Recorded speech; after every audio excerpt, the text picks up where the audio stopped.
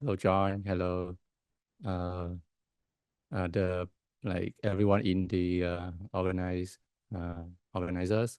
Thanks for having me here. Um, yeah, it's been a while that I do this kind of online virtual conference. Um, I used to do it in way back in 2020, and now it's only 5 years. But yeah, I will try to do my best. I'm a little bit scared of the virtual one because I it's hard for me to see everyone's face. Um, but so yeah, let's just do it anyway. Um, okay, so I guess I'm gonna share my screen now, right?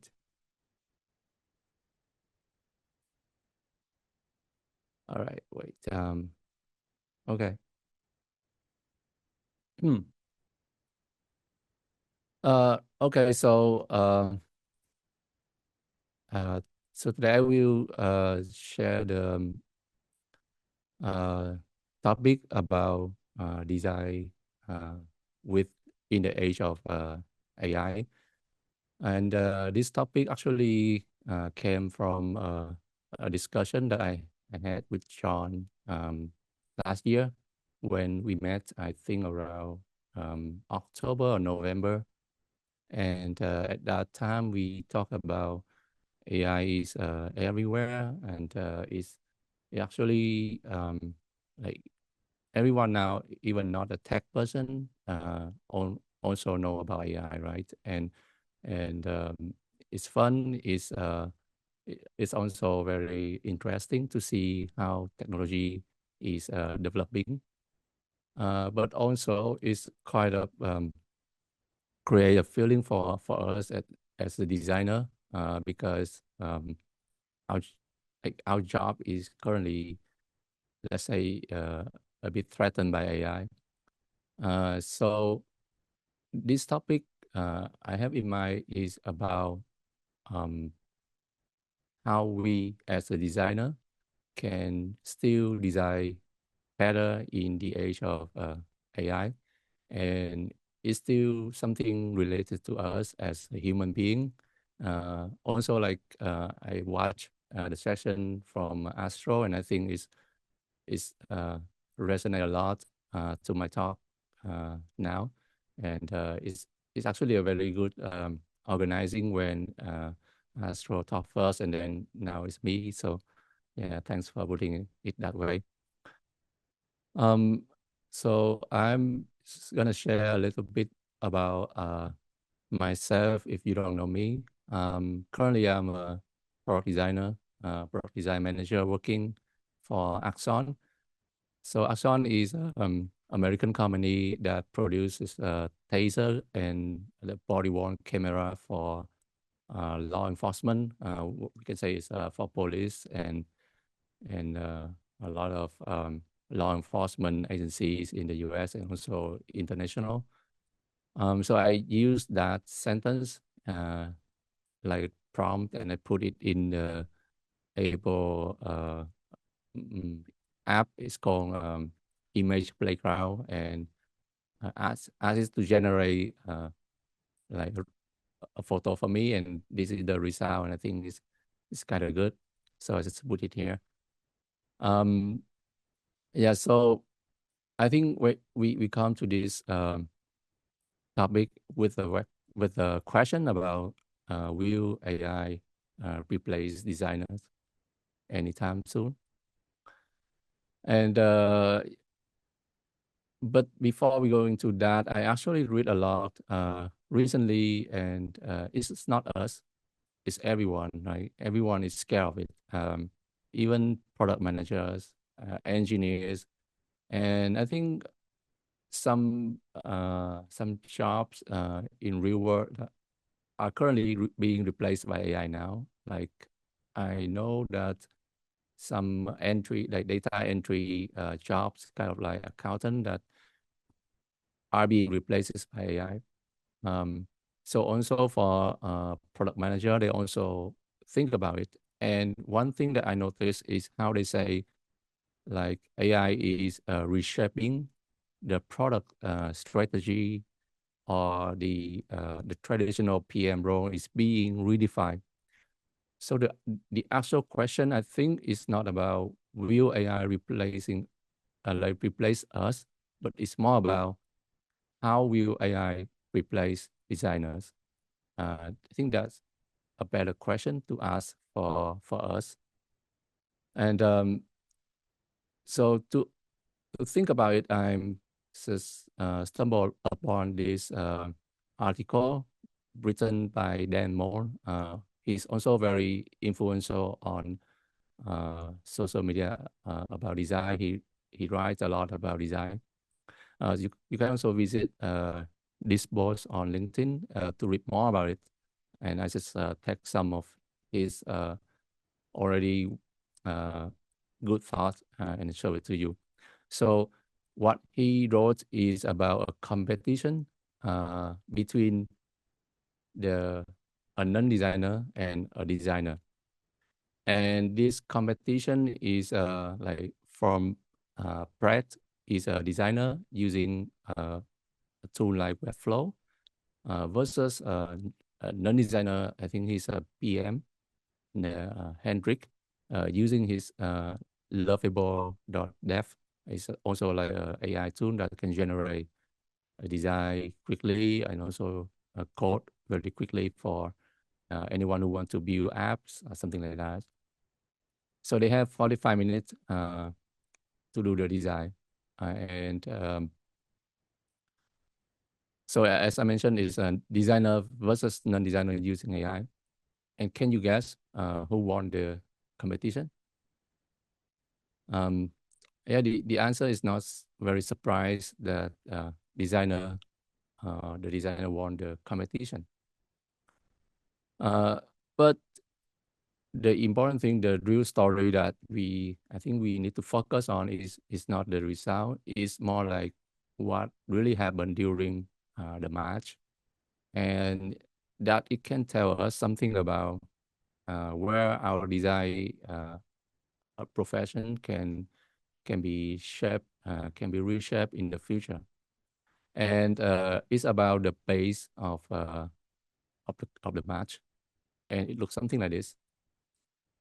So the light blue represent the work that Brett did, and the orange line is for Hendrik.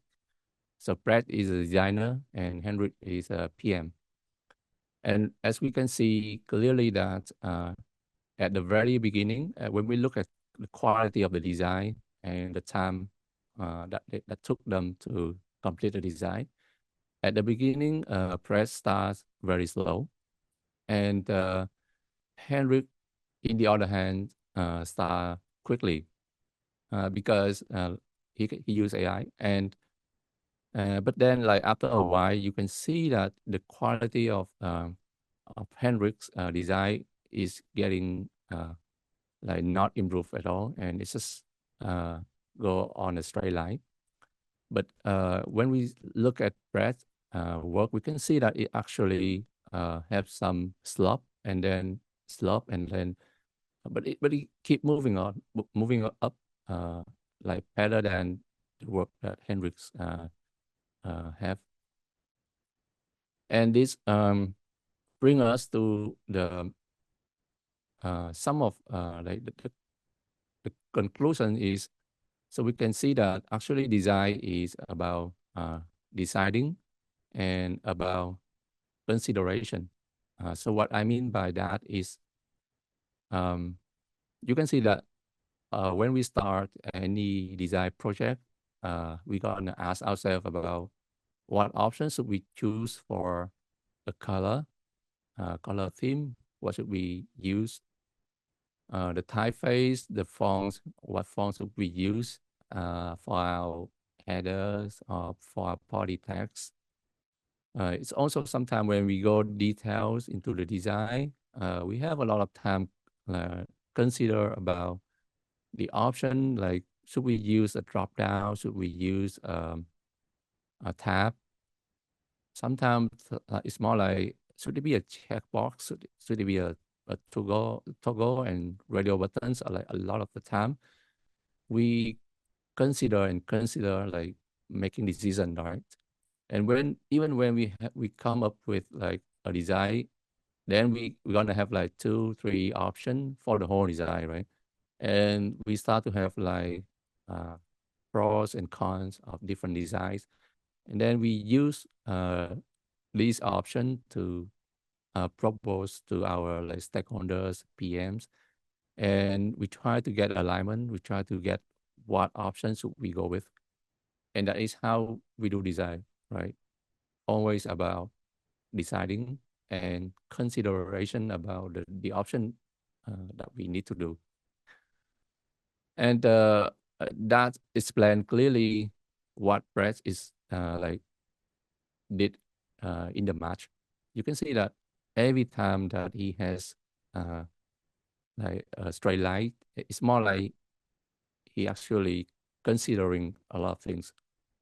And when he figure out one option, he can move forward and move up, right?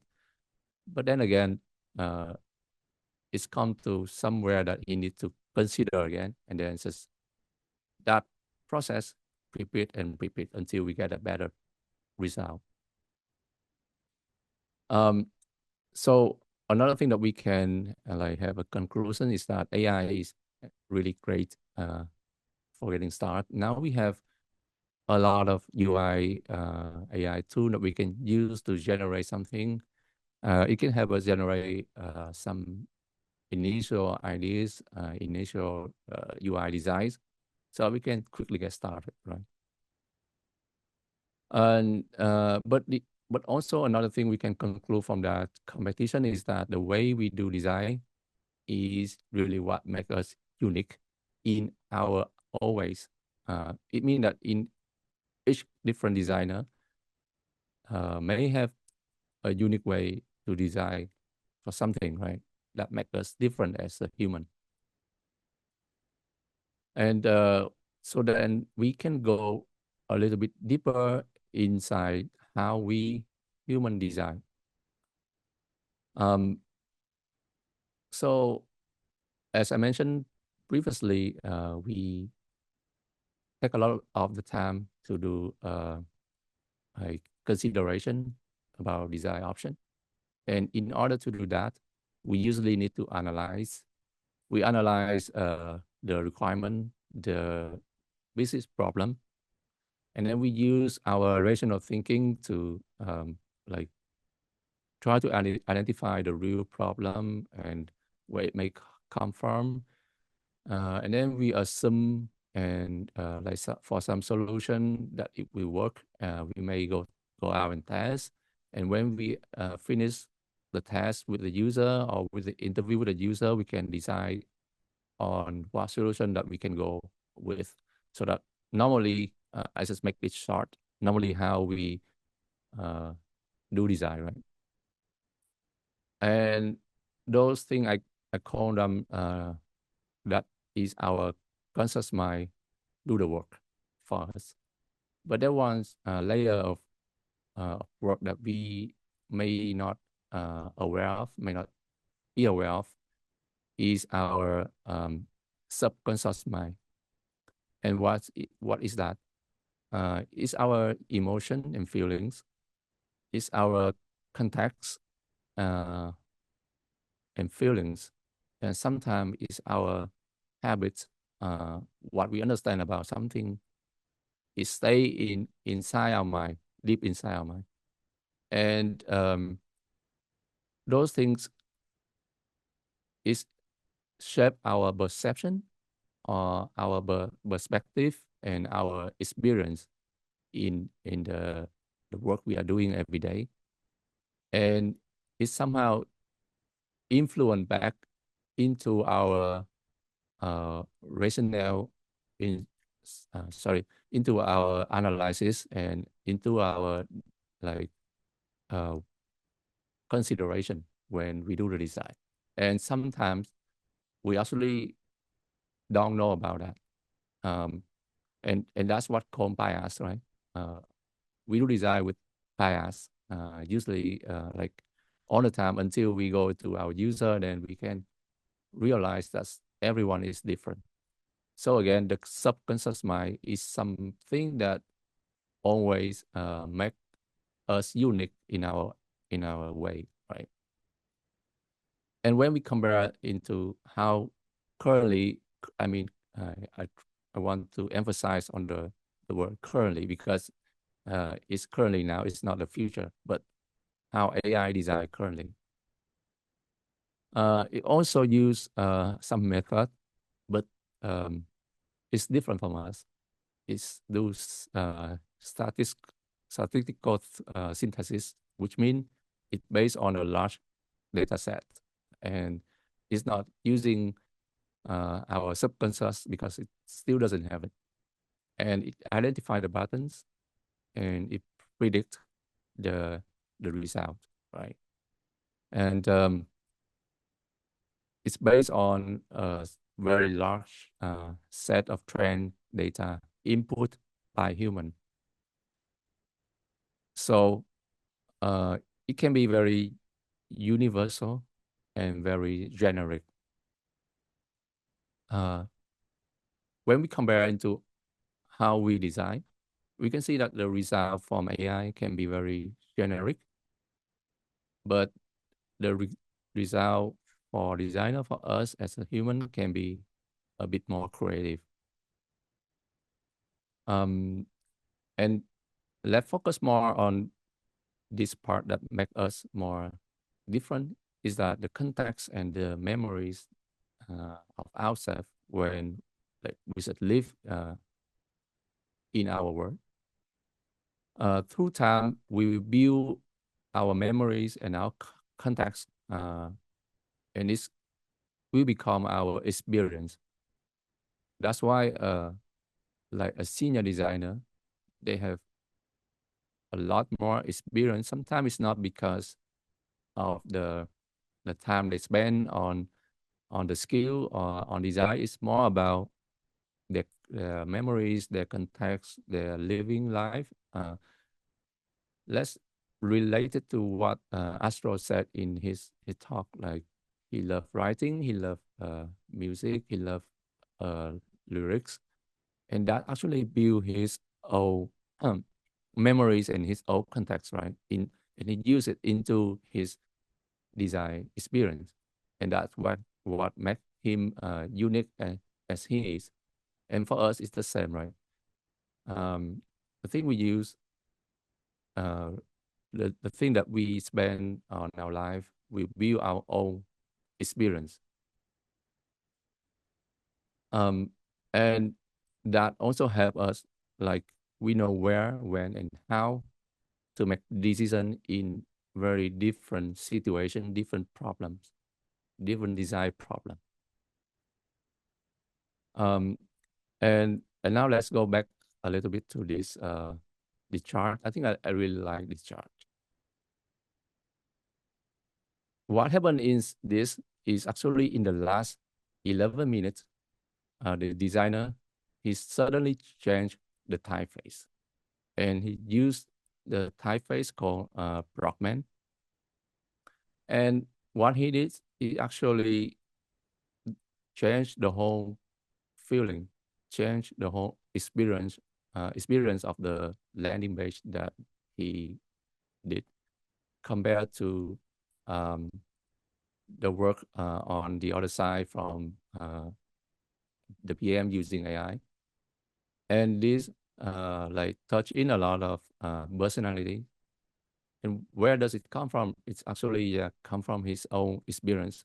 But we can say that AI also has their own like database, or large database. They actually will know about this typeface. But for a human being, because he had experience working with like a lot of things in the past, and sometimes it's like a subconscious mind make him choose this typeface, because it's the feeling. Sometimes you got that right. Sometimes it's just like a feeling of using this will actually change the feeling of a whole design, and that is actually what our subconscious mind work. And then we come back to this question. So how will AI replace designer, and how designer can really take advantage of it? And I want to just think about this. When we look about at each slot, we can see that this is the moment that we call is a creative block, right? So Brett, he had this creative block where he just couldn't figure out where to go next. And that actually, I think, very good for us as a designer, because creative block is what makes innovation. And we can actually take advantage of our creative block. But the main important thing is how we like get past those creative blocks. It's more about how we train ourselves to be more creative by learning the craft of design. And we also need to gain more and more perspective and our like enrich our personal life so that we can get more context, more cultural experiences. So, for example, like what is the craft? So for me, I think as a designer, our now there are a lot of more skill to learn as designer.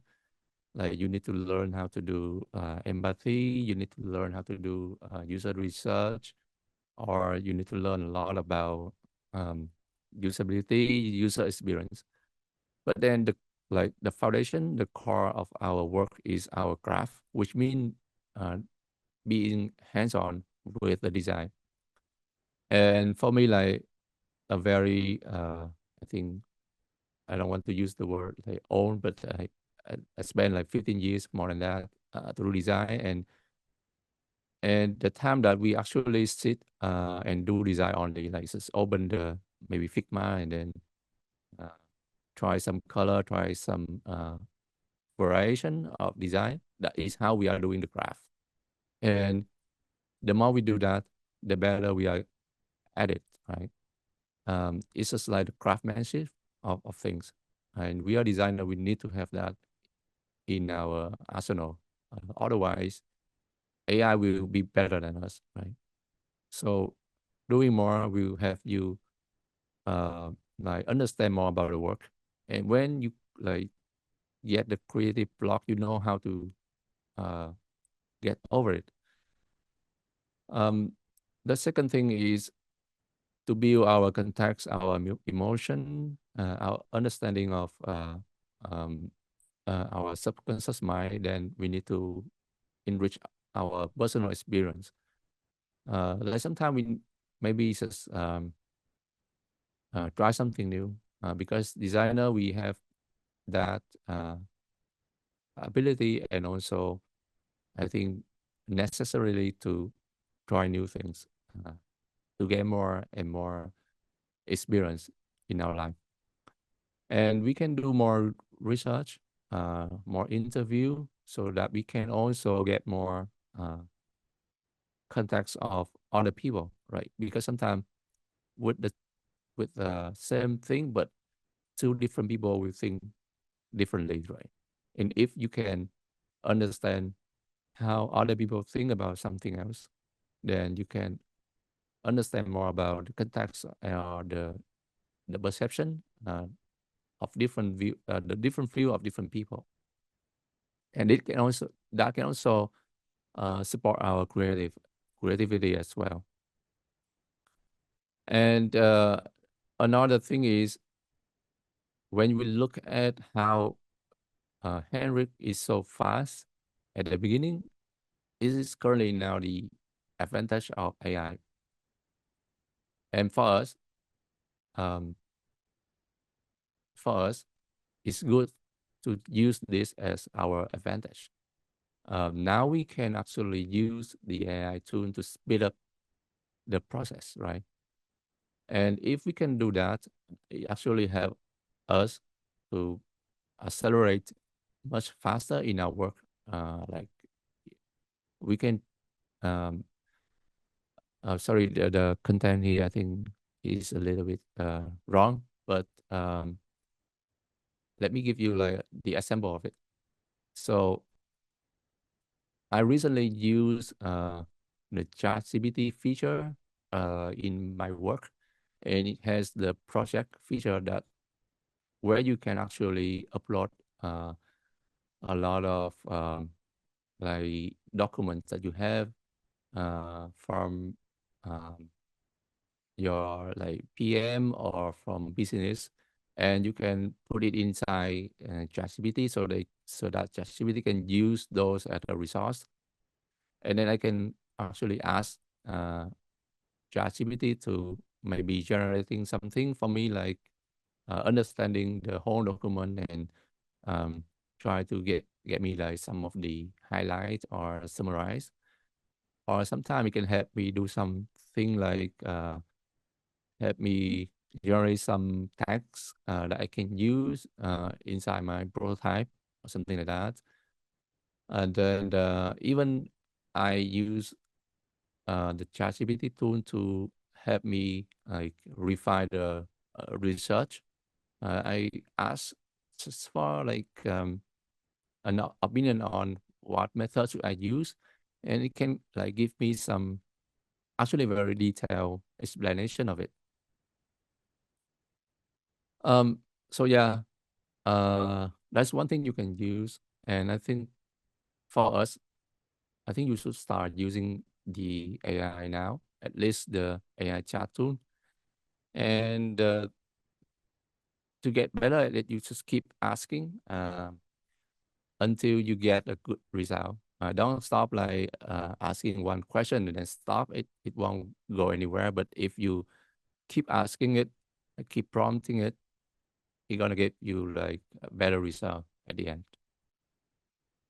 And my also takeaway for you is actually don't be lazy because of AI and don't be afraid. So what I mean by don't be lazy is sometimes you are over relying on AI tool and then you are lazy with doing the design, right? Um, so actually, yeah, you can use it, but then try to do your own design or try to um, verify what the AI say to you because sometimes it may be wrong. So don't be lazy and don't be afraid of it. So just keep using it. And AI is actually very popular now. It's unavoidable. And as a professional working in this industry, I think we must learn to use it. And we must learn to apply it into our work. And the more we use it, the more we understand it, and we are not afraid of it, and we can control it, right? For our work. And yeah, I think this sentence from the article of Demo, I think is can sum up what I want to say is for us, each of us, the way we do design is really what makes us unique. So build your own experience, build your own like personal life, so that you can have a richer experience, richer like perspective on things, and that can help you a lot in your work. Yeah, I think that is for my talk. Thanks for your time listening. And I'm not sure if I keeping the time right. I think this is the time for Q&A, right?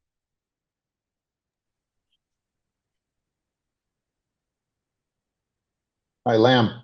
Thank you very much for your presentation. It was fantastic, as I expected. Thanks. Thank you, Yeah. Sean. We have a few questions that we'd love to ask you. The most important, of course, was the typeface that you used for your title. Yes, it's uh,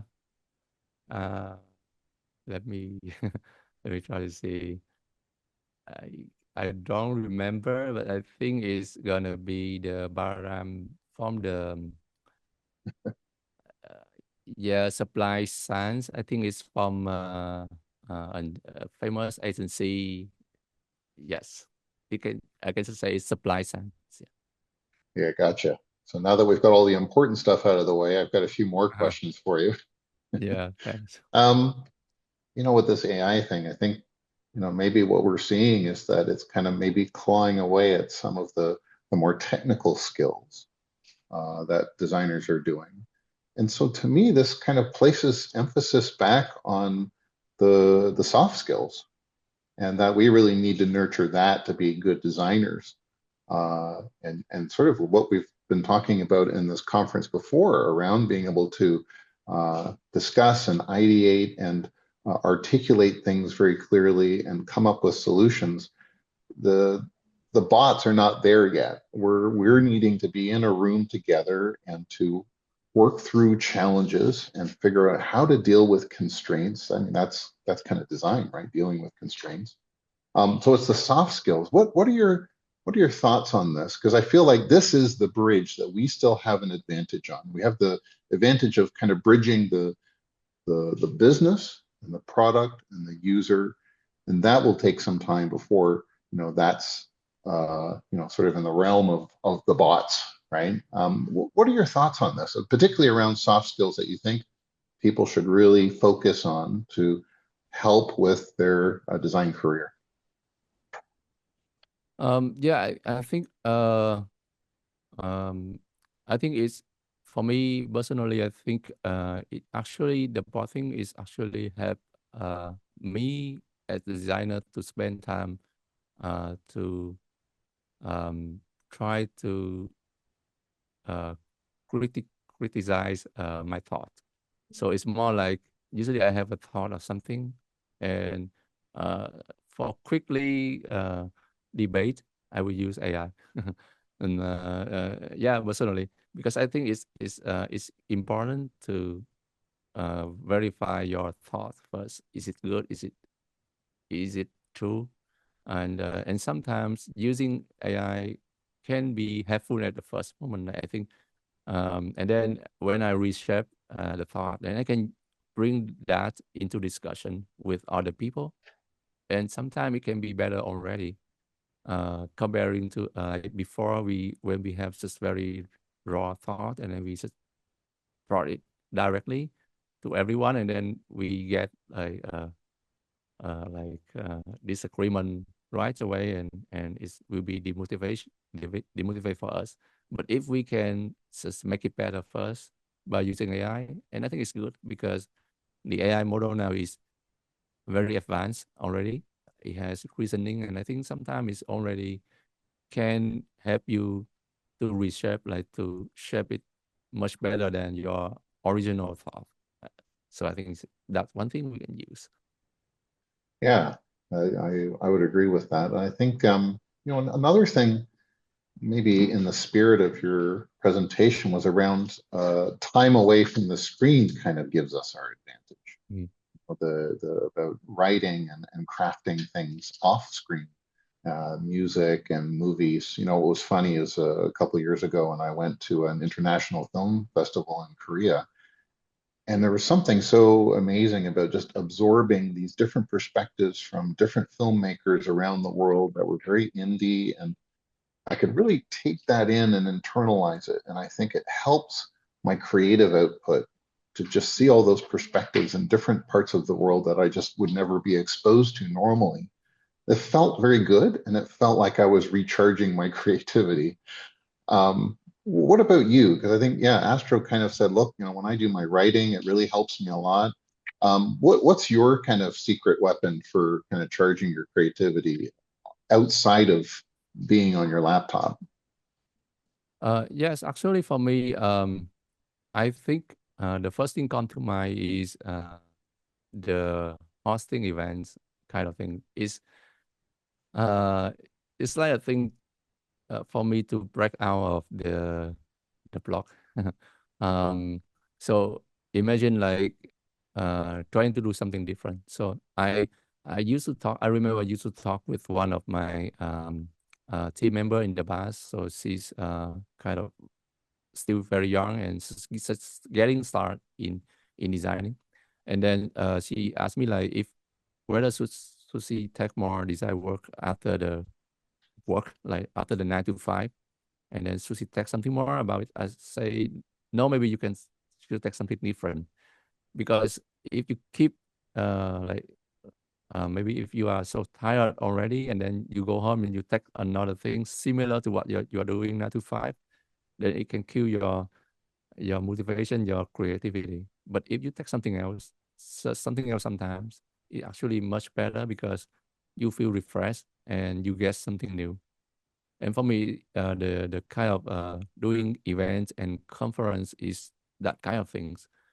Sometimes it just get me out of the design thinking, but more of the like interacting with people. I'm not sure if I'm still get the sound, but my video is low. Oh, your Yeah, sound's but coming through good. yeah, that's fine. So yeah, for me that's one thing. The other thing is sport actually, and those things also benefit your health, and it also like a way of uh, to have free time. I think for me, like sometimes running, and in that running you can think about design, and then Yeah. yeah, and then you can okay, I figure out something in that time. Yeah, that is also a thing for me. Yeah.